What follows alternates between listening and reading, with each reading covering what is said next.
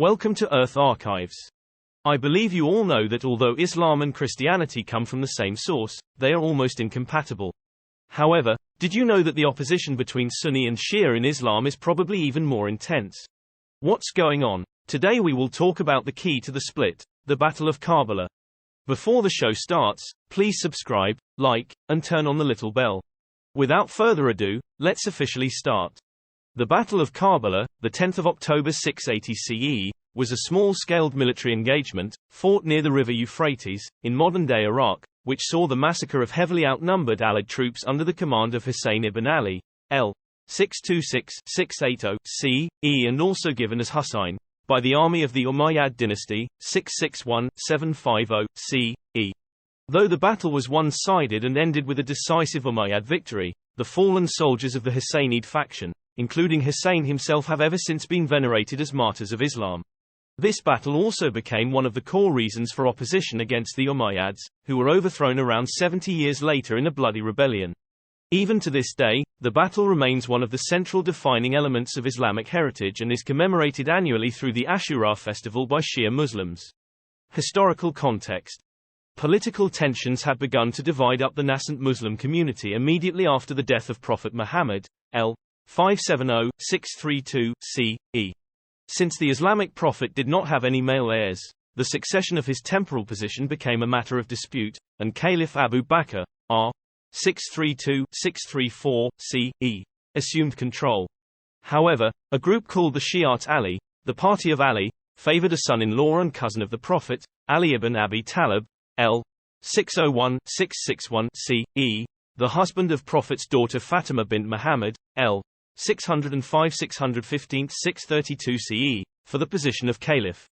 Ali did eventually rise to the status, but it was only after three of his predecessors Abu Bakr, Umar, and Uthman had passed away, and the last one of them had been murdered in cold blood by rebels. The murder of Caliph Uthman, r. 644-656 CE, destabilized the political situation of the empire, leaving Ali to handle an enormous load on thin ice.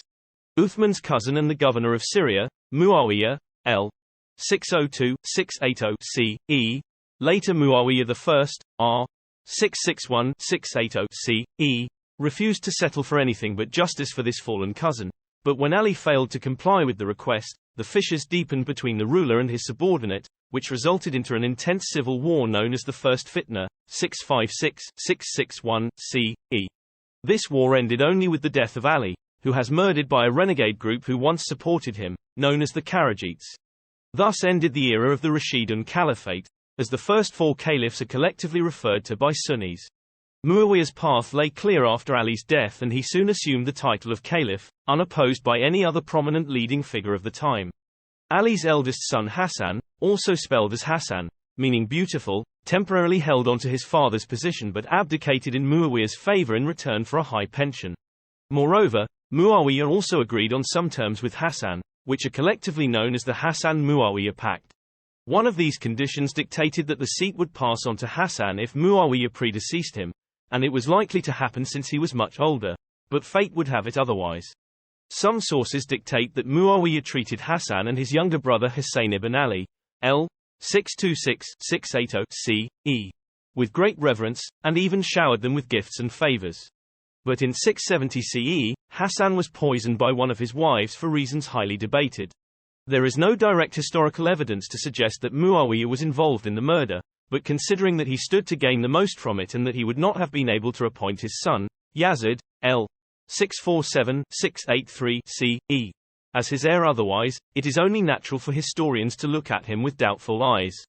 With the death of Hassan, Muawiyah considered his agreement with him null and void and actively began seeking support for his son, the future Yazid I, r. 680-683 CE, as his heir apparent, much to the discontent and frustration of notable Muslim figures, including Husayn ibn Ali and Abdullah ibn Zubair, l. 624-692 CE, the son of Zubair ibn al-Awwam, l. 594-656 CE, a prominent Muslim statesman, and a war veteran. Muawiyah's influence prevailed in the end, and the stability he had brought to the empire after years of political tumult following Caliph Uthman's murder allowed Yazid to ascend the throne after his father's death in 680 CE, changing the nature of the future Islamic caliphates from a semi-republican system of governance to a monarchical one. History has not been kind to Yazid I, and the perceptions of contemporary observers were not favorable either. Charges such as enjoyment of singing girls and playing with a pet monkey are brought against him in the tradition. Haunting, 47. His political ineptness, coupled with distasteful stories of his moral sense, convinced many to stand against his accession. Both Abdullah and Hussayn left Medina for Mecca following Yazid's failed attempts to receive their allegiance. Yazid sought to force submission out of his opponents and assume absolute control over the reins of power as his father had done, but he would fail at both. In Mecca, news reached Hussayn that the people of Kufa, in Iraq, his father's capital, which had ever since sunk under the shadows of Damascus, the new caliphal metropolis, were willing to support him and had accepted him as their leader. Hussayn decided to oppose Yazid's rule and placed his bet with the Kufans. The plan was to rendezvous with local resistance leaders from Kufa, gather the forces, and raise the standards of rebellion. But nothing would play out this way. Battle of Karbala. Yazid had caught wind of Hussayn's plan by chance and made haste to counteract immediately. He gathered all available soldiers, mustering up a decent-sized force, perhaps in anticipation of a massive rebellion, although this army would only engage in a small-scale skirmish. The estimates for Umayyad forces on this occasion range from a modest 4,000 to a whopping and unbelievable 30,000 strong. Modern estimates place the number at about 5,000. Yazid was himself absent from this engagement, as with all other military expeditions during his reign, perhaps to escape the blame for whatever was about to unfold. On this occasion, he handed the command to his cousin Ubaydullah ibn Ziyad, d. 686 CE. Just a day before the annual Hajj pilgrimage, on the 9th of September 680 CE, Hussayn departed Mecca with his family members and around 50 male companions, moving northwards. The party seized a caravan due for Yemen and continued onwards but were met with the news of Kufa's indifference en route. The city had been silenced under the wrath of Ubaydullah. Yazid saw to it that Hussayn would receive no aid. Even though they knew the situation well, Hussayn's close followers refused to desert him, and the group carried on, intending to show up at the gates of Kufa, hoping that their presence may spark a city-wide uprising. 1. Either, they let him return to Mecca. 2. Or, he be given a border post, away from the rebellious region. 3. Or, lastly, he be allowed to meet Yazid in person and settle the matter with him.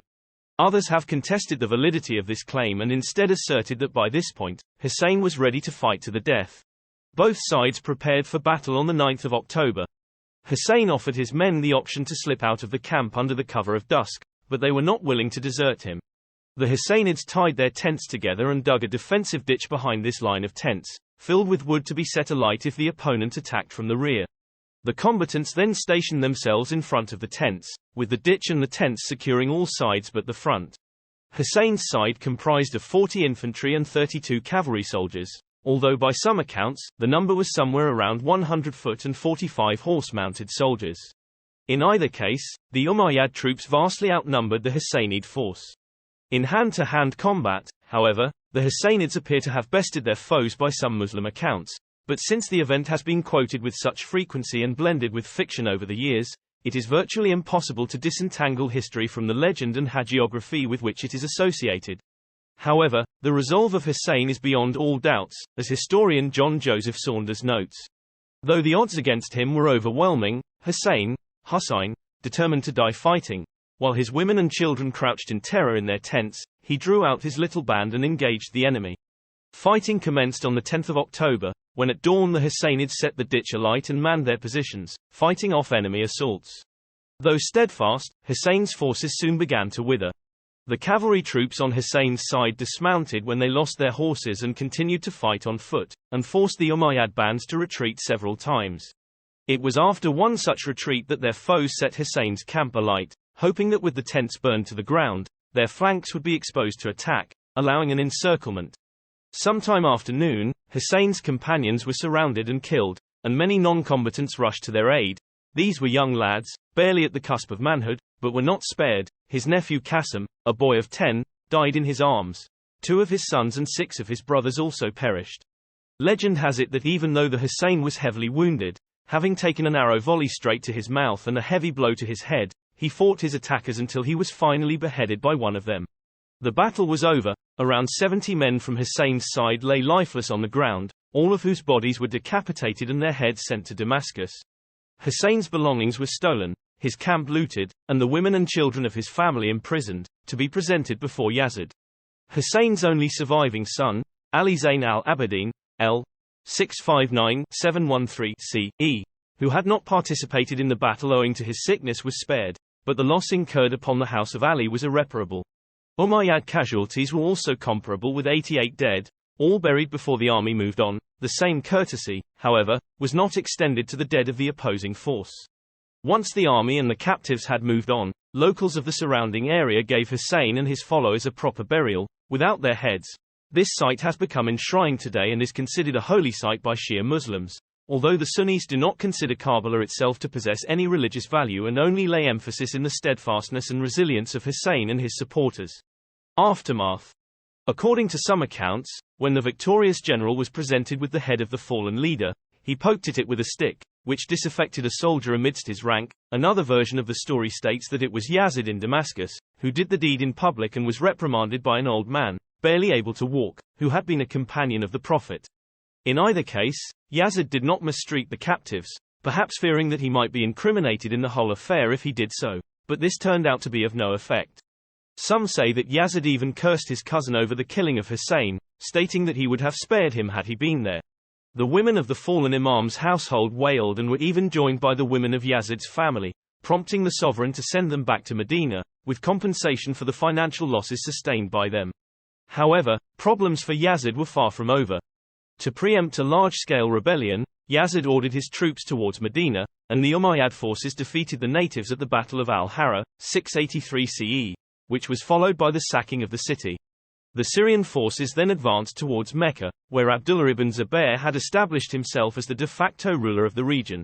The siege of Mecca was cut short by Yazid's untimely death, but amidst the fight, the cover of the Kaaba caught on fire, the holiest site of Islam, presumably built by Abraham and Ishmael for the first time. Abdullah proclaimed himself the Caliph, r. 683-692 CE, from Mecca and extended his control over Hejaz, Iraq, and Egypt. Yazid's death had left his successors barely in control of Damascus, and his son, Muawiyah II, r. 683-684 CE, died only a few months after assuming the office. In that time, it is said that he had distanced himself from his father's actions and expressed grief over the fate that befell the Alids. Legacy. Husayn's death sparked continuous resentment against the Umayyads, even long after Yazid's death. One of the biggest reasons why the Abbasid revolution was successful was because they successfully harvested the negative emotions of the empire's Shia population. Even long after, Husayn's example was quoted repeatedly in Islamic history and has been considered iconic even by Western historians. Husayn's death has become central to the belief of Shiism and holds a special place in the Sunni belief, too. Both consider him a martyr who fought against oppression even when things were hopeless. His example has become so universal that Husayn is a popular name for children among both Sunni and Shia Muslims. Conversely, the name Yazid is taboo in the modern era. However, it did not become so immediately after the event. To this day, Husayn's death anniversary, 10th of Muharram in the Islamic calendar, is commemorated in the annual Ashura festival. Ashura means, the 10th day, by the Shia community, which spans the 9th and 10th of the said month. They express the feeling that this event inspires through ritualistic chest beating and self-flagellation and hymn praises of Husayn while shunning and publicly cursing his offenders. While the Sunni Muslims do share in this sentiment, they denigrate this atmosphere of mourning Husayn's death and consider it contrary to the values that he stood for: honor, commitment, bravery, and faith. They also object to the fact that in all criticisms of the Umayyads, however justified they are, the Kufans, who deserted Husayn, are mostly left untouched.